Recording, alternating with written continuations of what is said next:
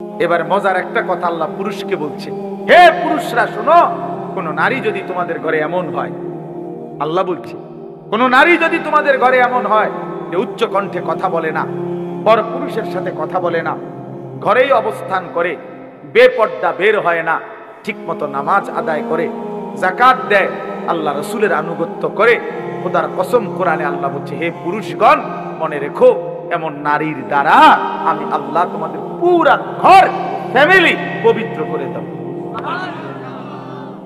ইন্নামা ইউরিদুল্লাহু লিইউযহিবা আনকুমুর রিজসা আহলাল বাইত।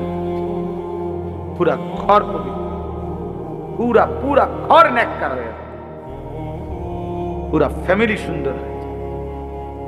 এজন্য শেষ কথা এটা মনে রাখো যুবক, এই পৃথিবীর সবচেয়ে বড় সম্পদ কি?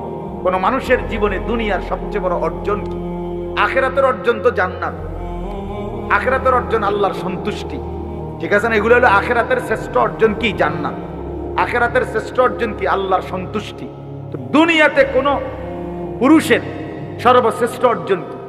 খোদার কসম নবীজি বলছে, একজন সতী সাধ্বী চরিত্রবান নেককার স্ত্রী।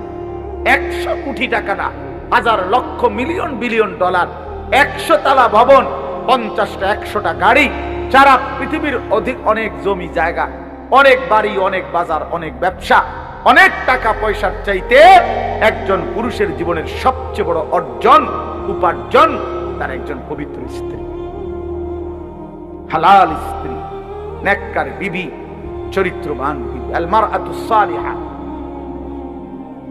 সালিহা। আল্লাহ নবী সাল্লাল্লাহু আলাইহি সাল্লাম বলেছেন, এজন্য বেহায়া নারী, বেপর্দা নারী কোন পুরুষের জন্য, কোন ঘরের জন্য, কোন সমাজের জন্য লানত, অভিশাপ, অভিশাপ, অভিশাপ। ওই ঘর জাহান্নামের আগুন, ওই পুরুষের জিন্দেগি জাহান্নামের আগুন, ওই ফ্যামিলির জিন্দেগি জাহান্নামের আগুন, যে ঘরের নারী অসৎ, চরিত্রহীন, পরকীয়ায় আসক্ত, বেপর্দা, বেহায়া। আল্লাহ তাআলা আমাদেরকে হেফাজত করেন। তাহলে মোট কি কথা হইল শেষ?